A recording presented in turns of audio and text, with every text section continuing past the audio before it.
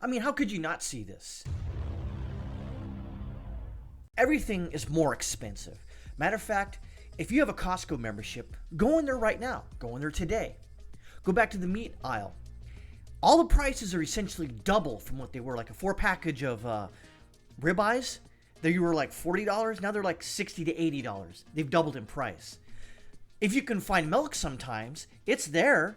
It's not like you go into a store and where all the shelves are missing, milk. There has been one story I can say is I went into a Walmart hometown market. It's just a food market, not everything else in there. And I went in there and they had 1 gallon of whole milk left in there. And I'm thinking like, I didn't ask any of the workers like, what the heck's going on? But that was it. I'm like, what the heck's going on here? And I noticed some aisles was missing bread. There was some bread, but now that's not indicative to all the stores. I went to a Publix and they were all stocked up. On base commissaries near where I live, they're fine, sort of. I think the one time I went in there a couple weeks ago, there was like the frozen food aisle. I think they were doing something. They removed all the frozen food out of there. I think they were replacing some freezer, something like, I don't know. But I did notice like just in that commissary that there was all the chicken or the poultry was essentially gone. They had plenty of meat, but again, it's out there. The inflation, it's real. Now, the way they track inflation 30, 40 years ago is completely different from how they track it now. If you look at how they tracked it back then, if you use the same metrics for today, you'll know that we're like at 16, 17, 20% in some cases, depending on how you do the math. Now they're saying, oh, it's only, it's only 4 or 5%. Yeah, when you change the metrics, obviously, it's going to change everything. So we call this Bidenflation because that's exactly what it is. Once this cocksucker fucking usurped the White House, let's call it what it is, all right? He usurped the White House. That's it. He's there. He shouldn't be there. He's a fucking mess. But what are you going to do? I can complain. That's about it. Those glowy, scumbags in the FBI want me to get angry. They want you out there in Lazo Land. They want you to go out there and get angry and attack police and attack whatever. That's what they want you to do. So they go, see those people over there? They're just right-wing extremists. That's what the feds want you to do. Don't do it. You can fight this as of right now by talking about it, getting your normie friends out there to break them away from the fucking bullshit that they're force-fed on, mainstream media news. Go, hey, look, don't you know things are more expensive? Oh, yeah, but it's not the potatoes' fault. No, it is his fault. It is his fault. All the shit that he said. Remember when he said that executive orders were evil and what a dictator would do, and then immediately exactly did that? So he's a fucking dictator. Let's use his own words against him. So he stopped oil exploration, the Keystone Pipeline. Everything got more expensive. Gas prices are still way the fuck expensive. So what? So you thinking that he didn't?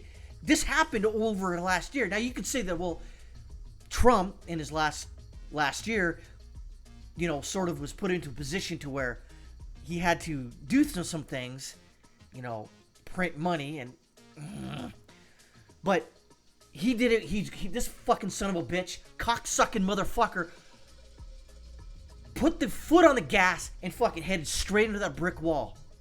And there's no turning back now. The consumer prices have sharply risen, marking the largest increase in annual inflation in nearly 4 decades.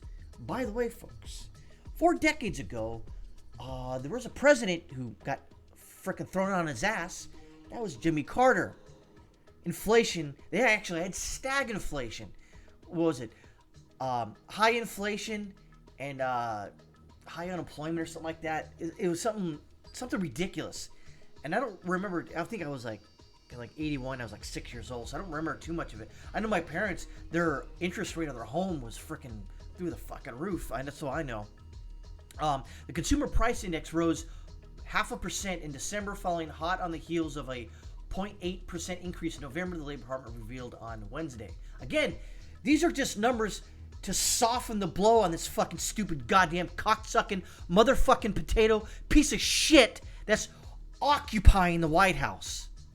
They're fudging the numbers, because if Trump was there, they would say, it's 40,000%.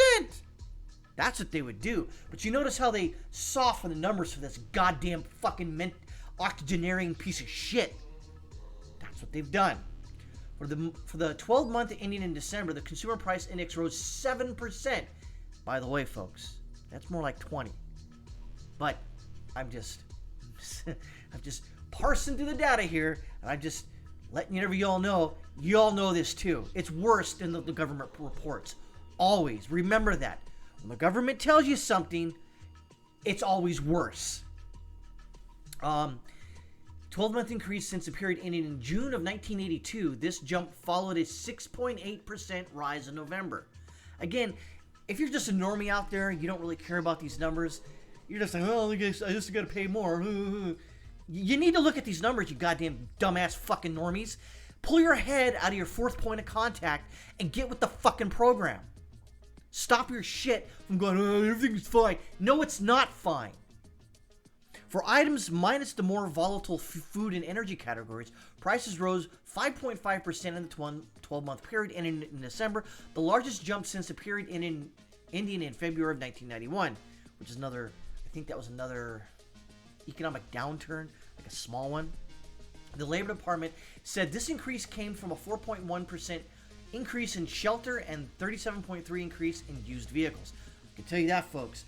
I have a 2009 Toyota Tundra. It's got 158,000 miles on it now. I have no intent in selling it because I've paid it off. I don't need another car. We bought a 2021 Toyota Highlander back in early January of last year, and we put a huge down payment on it. That's another story another time. We could already see that the stock of vehicles was freaking low, real low, and it got even worse throughout the year. And even to now, if you want a new vehicle, you can find a new vehicle, but they're raising the prices on it by $5,000. So it's like a dealer markup. And so a lot of people are going, well, I can't really afford a new vehicle, so I need to go for a used vehicle. So the used vehicle market is through the fucking roof. You can sell, such as a 2009 Tundra with 150,000 miles on the clock. Probably I could sell for $12,000, $13,000, and someone's going to buy it. If not, who gives a shit? I still own the truck. Why would I? If no one's going to pay for that price for it, then why am I going to sell it? I don't need to sell it. And it goes to show you that it's a seller's market, not even a buyer's market. It's a seller's market. If you've got a used car that's in decent condition, you can sell it for a pretty good penny. And especially when inflation is up through the fucking roof, probably shouldn't sell it. But who knows? I'm just some idiot on the internet. It says, however, the increase is broad-based, with virtually all component indexes showing increases over the past 12 months. Energy prices rose 29.3%. I can tell you that's 100% correct. Probably more over the last year, despite falling 0.4% in November. Individual subcategories of gasoline and fuel oil rose 48.9% and 49.6% respectively over the last year, though fell by 0.6 and 0.5% in December. Fuel oil has been trending downwards. Copy editor, where you at? In the prices since October, when it skyrocketed 12.3%, up from 3.9%. So these are all numbers. When the Federal Reserve starts going, money printer go brrr, when it starts printing the fuck out of money, and by the way, I don't know the exact numbers because you never really will know the exact numbers. But I think within the last year, I want to say $4 to $5 trillion was printed. Where did that money go? Who the fuck knows? And when you print all that money, you basically inflate the money supply. Inflation. It's a tax on everybody.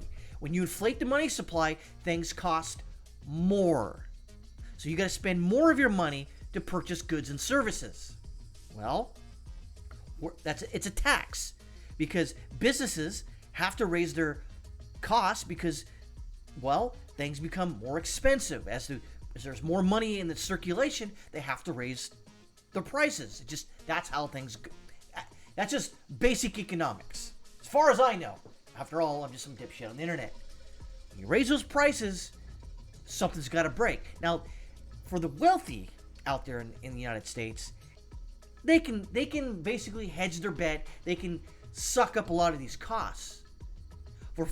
For people like myself and people who've got less amount of money in this country, it's gonna hit them harder. I've already seen it hit. It's hitting my family a little bit in the pocketbook. I haven't purchased as much, I'd say, meat and potatoes, if you will, as much as I would in the past, because I look at the price, I'm like, God dang, I'm not gonna spend $80 on 4 relatively thin ribeyes.